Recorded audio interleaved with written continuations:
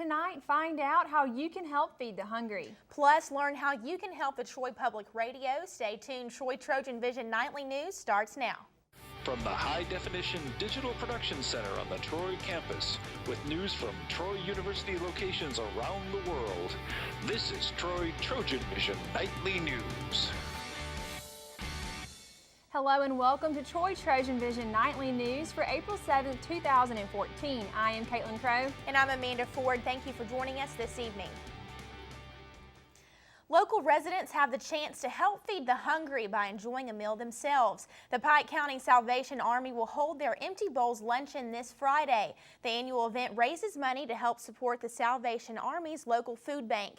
With their donation, people get a chance to enjoy their choice of soups that would be similar to what may be offered from a soup kitchen. There are also opportunities for visitors to place bids on custom-made bowls for special design for the event. The Empty Bowls Luncheon is this Friday from 11 to 2 at Bush Memorial Baptist Church. Tickets are $20 for the general public and $10 for students with ID.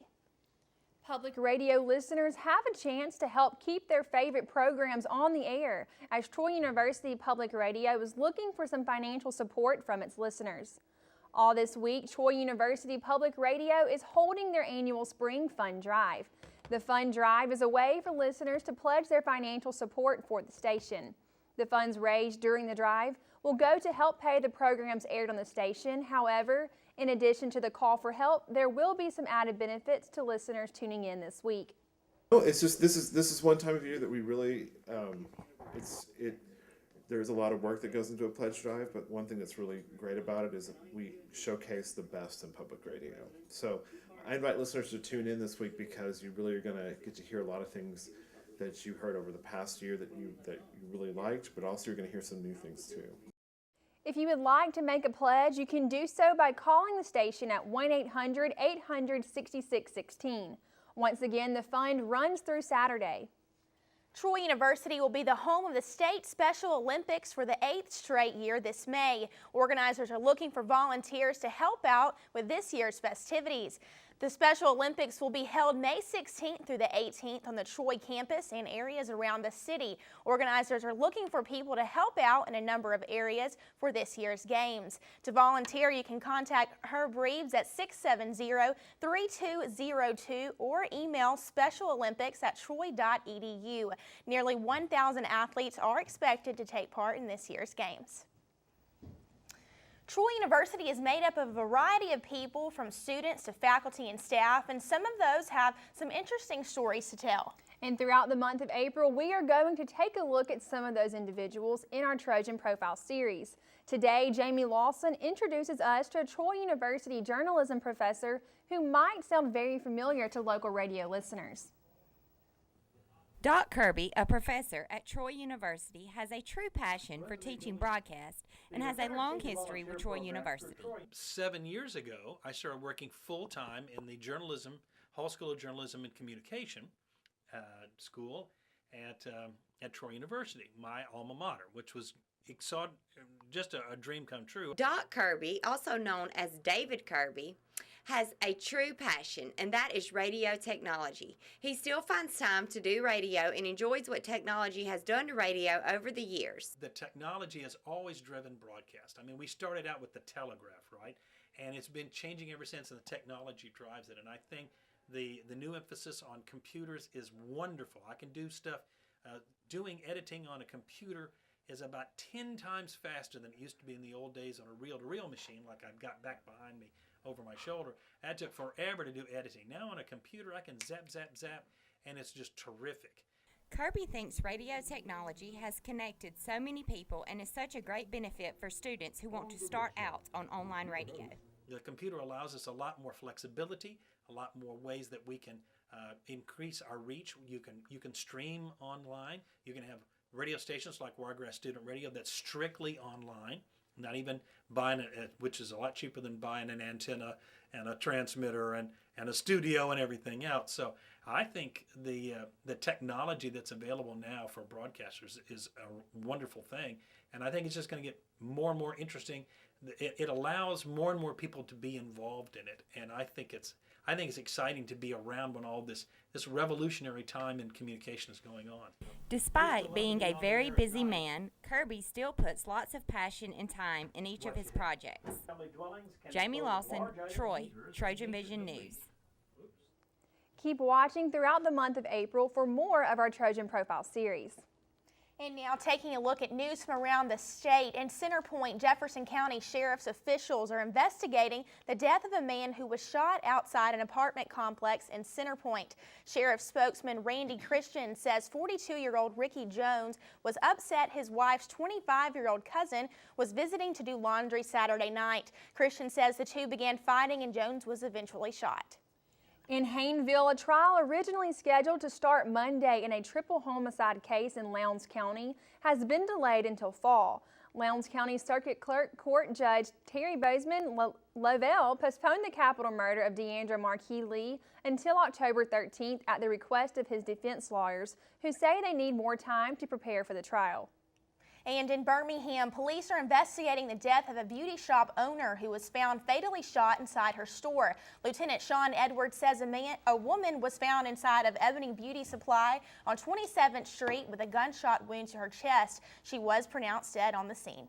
And still to come on TrojanVision Nightly News, the baseball team took on the #2 team in the country, but the ending wasn't what the Trojans hoped for.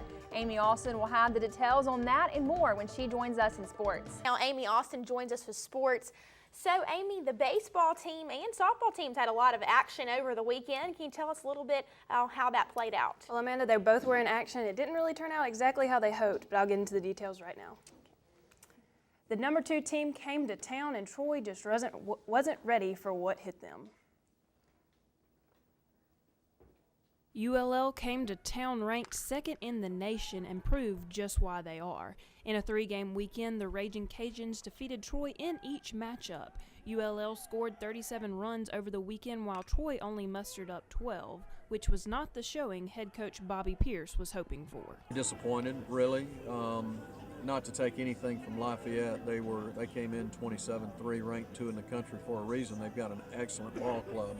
But I was really looking at this series to see our team compete at a high level and be a very competitive bunch, because we've seen our teams do that before and not always win a series, not always win every game, but, you know, make a statement on here we are, we're not going anywhere, and I just didn't see that in our ball club, and that's disappointing to me. Troy did have one inning in Game 2 where they scored 8 runs to match the Raging Cajuns' 7, but most innings were 3 up and 3 down for the Trojans at the plate. You can score 8 runs in one inning, you would think as their coach that they're capable of catching a run here or there along the way in some other innings, and you know, maybe that was just an inning that went our way, because when you have zeros all the way through except for one frame, you tend to think that might be a fluke rather than, you know, what the team is really accomplishing. Pierce says his team is having trouble all getting on the same page and fighting through the entire course of the game. It's been a constant struggle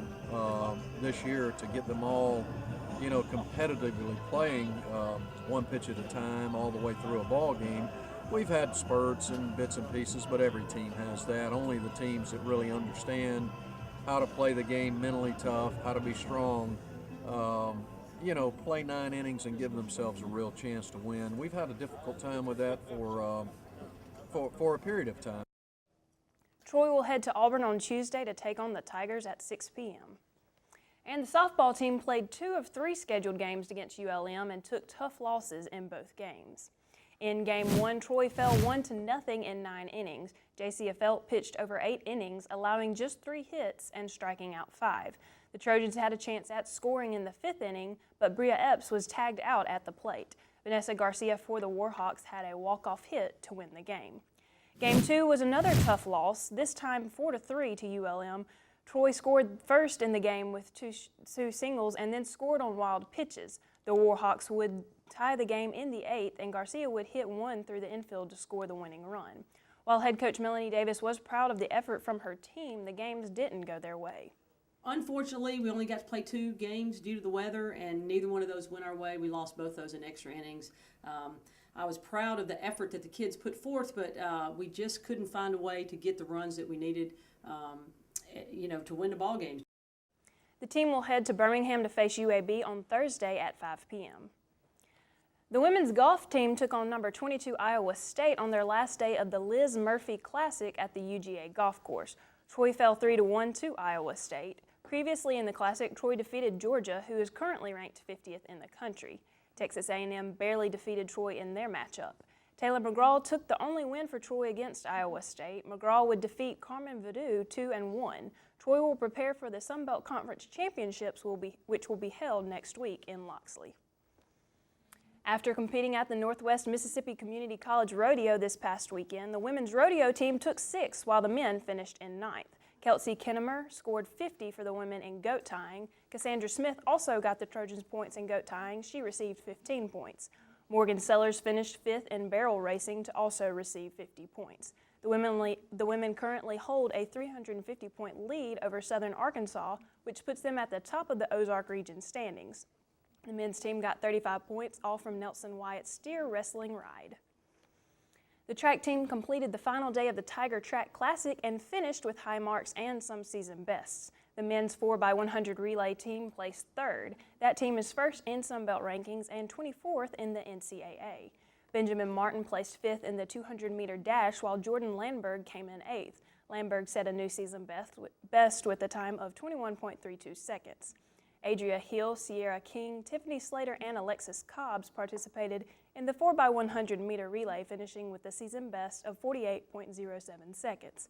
The team will head to Athens next for the Spec Towns relay.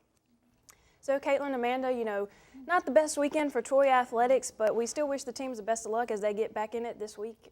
And the baseball team, will be at home at Wednesday for everybody to come out. Time to move on and hopefully get a win in this week. Exactly. Thank you, Amy. Thank you.